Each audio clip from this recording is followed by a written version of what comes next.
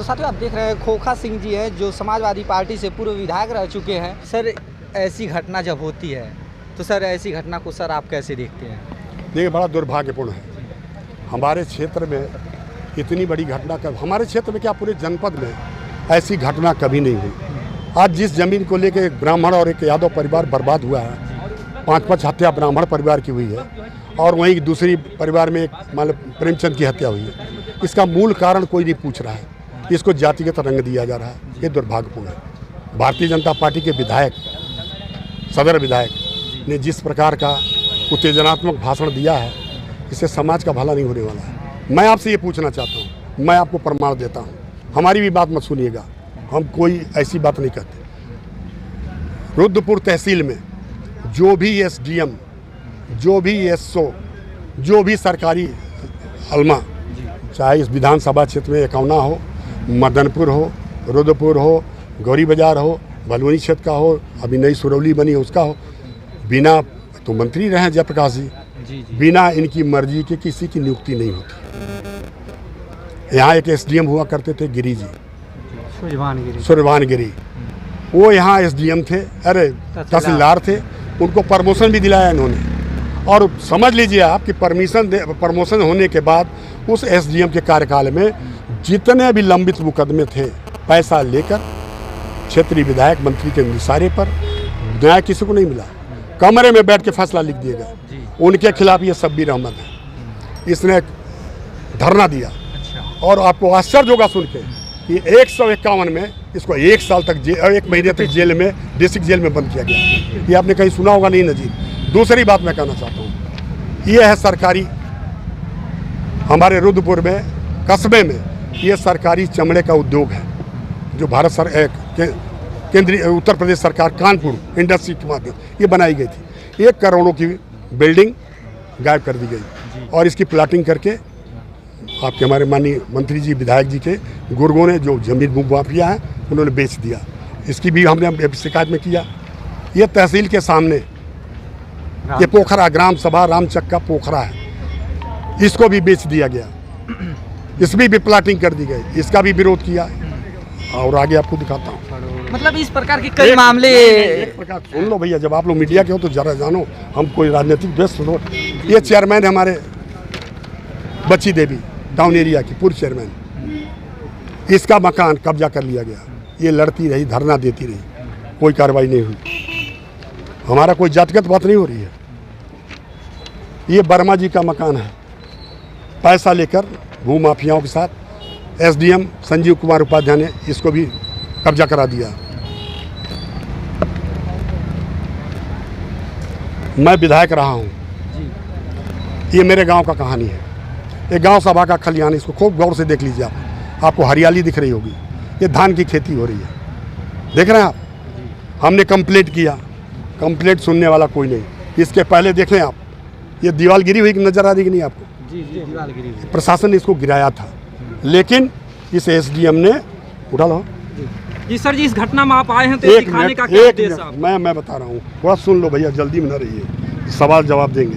ये देखिए दीवार बनवाया जा रहा है, ये एसडीएम के मदद से दीवार बनाएगा। ये अंबेडकर पार्क है पिडरा में, इसको देख लें आप जरा, अंबेडकर पार्क है। इसको भी ये लोगों ने धरना दिया, इसका भी पता नहीं, ये भी गायब हो गया। अब देखिए एक चीज़ मैं आपको दिखाता हूँ, आप कहेंगे कि क्या हो रहा है। हमने कमिश्नर को और जिला अधिकारी सबको हमने आर्डर दिया। ये देखें, कमिश्नर साहब को मैंने दिया, ऑर्डर को हाईलाइट कर लें आप। इस सारे प्रकरण के खिलाफ मैंने कमिश्नर को आदेश, उन्होंने आदेश दिया डीएम को कि इस पर तत्काल कमेटी बनाई जाए, इसकी जांच करके इसके विरुद्ध कार्रवाई की जाए। इस ऑर्डर पे ये देखें, कमिश्नर साहब ने ऑर्डर किया डीएम को, डीएम ने कमेटी बनाई। ये देखते जाएं आप कैसे अवहेलना होती है। देख रहे हैं, इसमें जिसको कमेटी में रखा गया उनको हटा दिया गया। डीएम के यहाँ जिसने कमेटी बनी वो हटा दिया गया। और एक जो टाउन एरिया जिले का पूरा और नगर पालिका का इंचार्ज एडीएम था, नाम उसका भूल रहा हूँ मैं, उसको भेजा गया और उसने सारे जांच को नाथ बाबा पोखरा पर आपके और अगल बगल के तमाम कंप्लेंट थे। ये ईओ भी थे, टाउन एरिया के ईओ थे, करोड़ों रुपया लूट रहा। उस भ्रष्टाचार की पूरी कहानी मेरे पास है, चूँकि लंबा है। वो हमने दिया और उसके लिए जांच आई थी, कुछ नहीं, ख़त्म हो गया। मैं इसलिए कहना चाहता हूँ कि जब रक्षक भक्षक हो जाएगा किसको न्याय मिलेगा? इस तहसील में, इस पूरे इलाके में कोई ऐसा जो पूरी ये दिखा रहे हैं, ये कब से कब तक का मामला है? ये मामला है जब गिरी जी हमारे एसडीएम बने थे। 18 से। इसका मतलब ये हुआ जब ये गवर्नमेंट बीजेपी आई तब से मामला हुआ। हाँ, ये? हाँ। खुला बोलिए ना इस बात को। खुला तो बोल रहे हैं, छिपा बोल रहे हैं। 2017 से मामला आया है। हम तो बता रहे हैं, आपको डेट में दे रहा हूँ ना, डेट कहीं बता दूँ कब कंप्लेंट किया हूँ।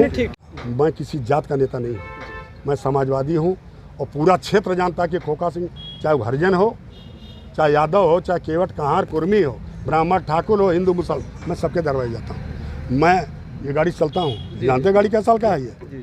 53 साल में विधायक ना हो तब भी मैं फॉर्चूनर वाला नेता नहीं हूँ। इसलिए मैं कहना चाहता हूँ कि आप अगर निष्पक्ष जांच नहीं करेंगे, ये दोनों हृदय विदारक घटना है। पहले आप ये पता तो लगावें। मैं उस दिन भी कहा था कि इसकी से या तो CBI या तो न्यायिक जांच करें, जांच करें। 100 आदमी को भेड़ की तरह आपने बंद कर दिया।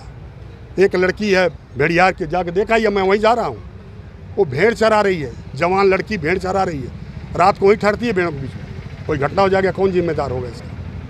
तो यहाँ पे जो बीजेपी के नेता आते हैं वो केवल जो दुबे जी के यहाँ जाते हैं, वहाँ जाते ही नहीं, मतलब यादव जी के यहाँ।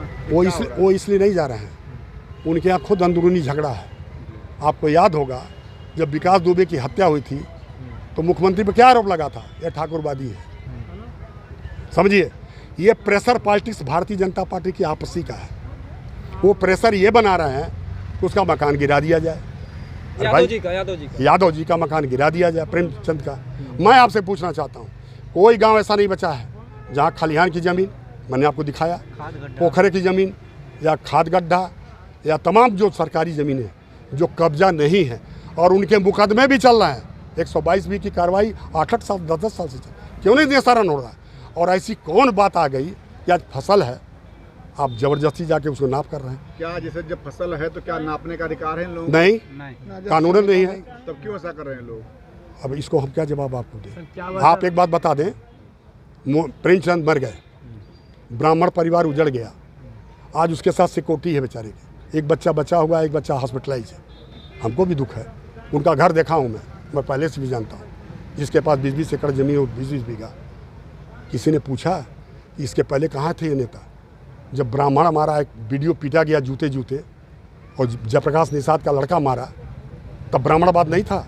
अवनीश शुक्ला, उसका भाई अमरीश चाय बेचता है मानवर, और वो भी आपको उसको ज़मीन ग्राम सभा की पट्टे की ज़मीन है, आज उसकी कीमत ज़्यादा होगी रामलक्ष्मण चौराहे पर। कोरोना काल में उसके यहाँ घुस के इनका परिवार, इनके गुंडे उसके घर में, उसके दुकान में लूट मचाया। और SP थे हमारे सिरपत मिश्रा जी, FIR उसी पर डकैती लिखी गई। हमारे घर में डाका हम ही पर डकैती, और उसका FIR नहीं लिखा गया। जब मैं थाने पर गया और हमने कहा उसका FIR लिख लिया, चलो हमारा FIR भी लिखो। FIR नहीं लिखा गया, हमें पकड़ के टांग के जेल भेज दिया गया। सर, क्या वजह रहा प्रेमचंद के परिवार से लोगों को मिलने नहीं दिया जा रहा? नहीं मिलने दिया जा रहा, हमको नहीं मिलने दिया जा रहा, तो आम आदमी को कौन मिलने देगा? और जाके देखा हाउस अरेस्ट है वो परिवार पूरा। अभी उसकी बहन है कोई आई थी बॉम्बे से, लड़के उसके मच्छर लगे। और इतने नहीं है, सुन लीजिए, वहाँ मोबाइल से बात नहीं कर सकते, जैमर लगाया गया, मामले को जैमर लगा दिया गया। ये ठीक बात है? लेकिन सर मैं विधायक हूँ, हम पूछ के जाएंगे अपने लोगों से मिलने। हम ब्राह्मण परिवार हो, क्षेत्र में सर धारा 144 लगी हुई है, तो सर उसका भी तो पालन करना क्या नियम है उसका? एक मिनट नहीं, लगाना उचित है सुरक्षा के दृष्टिकोण से, जी पार्सलिटी से नहीं, सुरक्षा के दृष्टिकोण से। आप हमको बता दें 144 में कितने आदमी जा सकते हैं? 4 लोग। मेरे गाड़ी में क्या लोग थे? 4 लोग। यहीं से शुरू हो गया। यहाँ मुझे जीरा करना पड़ा। कोई कहा हमको SP से बात करना है, कोई कहा हमको ASP से बात करना है, एडिशनल से बात करना है। हमको सबसे कर लो, आप हमको बताओ। नहीं जाने देते, मैं ही बैठता। इस इलाके में खोखा सिंह को पहचान देने की जरूरत नहीं है, यहाँ में बताना नहीं है किसी को। हम लोग समाजवादी पार्टी कार्यकर्ता है। सर, मामले को लेकर 11 दिन हो गए, प्रेमचंद को कौन मारा और उसे गिरफ्तार क्यों नहीं हुआ? क्या कर रही है पुलिस? ये तो कर रही है, 100 आदमी मारे हैं उसको, जिसको पकड़ के जेल में डाला बिना इंक्वायरी के। वो लोग हत्यारे हैं, ये प्रूफ कर पाएंगे कोर्ट में? कोर्ट में ट्रायल होगा। हाँ, ये जरूर है, आप बदले के भावना से हमको जेल में विरुद्ध कर सकते हैं। कोर्ट के ट्रायल में आप कहाँ खड़े होंगे? क्या आपको लगता है कि एक पक्षीय काम हो रहा है? देखिए, अभी तक तो हमको ये लग रहा है कि भाई सरकार के लोग, वो गया प्रेमचंद के यहाँ, खोखा सिंह विपक्षी आदमी है, मैं न ब्राह्मण हूँ न यादव हूँ, मैं ठाकुर, मैं अपना नैतिक धर्म समझता हूँ, उस परिवार में भी मैं गया, जाना भी चाहिए, सबको जाना चाहिए। देखिए हमारा वो भी परिवार है, हम ही कहाँ कहेंगे कि उस परिवार के साथ बड़ा अच्छा हुआ, उस परिवार को भी बर्बाद किया गया। मैं तो दुबे परिवार में पहले गया हूँ। बहुत से सारे ऐसे नेता हैं जो दोनों परिवार के पास गए और अपनी सहानुभूति जगाए। कुछ लेखपाल, सीईओ को सस्पेंड करना ही। मैं कहता हूँ एसपी के खिलाफ क्यों नहीं एफआईआर जेल में जा रहा हो, एसडीएम क्यों नहीं जेल में जा रहा, उसके एफआईआर क्यों नहीं, सस्पेंड कोई अपराध थोड़े है, तो फिर बहाल हो जाएंगे। बहाल हो जाएंगे। मैं कह रहा हूँ उस समय के कार्यकाल के जो भी हैं, जिनका मैंने प्रूफ दिया, जिसके लिए कमिश्नर ने ऑर्डर किया, जिसके लिए डीएम ने आदेश किया, इसका मतलब कमिश्नर डीएम की भी बात ये सुनता नहीं था। एसडीएम कितना ढीठ था, सोच लो आप। तो मैं ये कहता हूँ चोरी के जूता का कुकुर रखवार, जब वो खुदे भ्रष्ट है, खुदे कमीशन ले रहा है, खुदे मकान कब्जा कर रहा है, खुदे करा रहा है, जमीन कब्जा कर रहा है, उसे न्याय कैसे मिले? आपको कि इस मतलब इनके योगी जी कार्यकाल जो अधिकारी बात सुनते नहीं किसी का, हाँ? जो अधिकारी आपको क्या दिखाई दे रहा है? आप पत्रकार बंधु हो, आपको क्या दिखाई? मैंने दिखा तो दिया, कमिश्नर ने आदेश किया डीएम को, डीएम ने आदेश किया कमेटी बना के कि जांच करो, क्या हुआ? यही ना है सरकार। ये जोगी जी जाने, उनके मंत्रीगण जाने, उनके विधायक, लेकिन मैं उनको जरूर कहूँगा सलभ जी को कि विधायक की बात जो होती है मुंह से निकलती है ना, उसको सब लोग सुनते हैं। जी।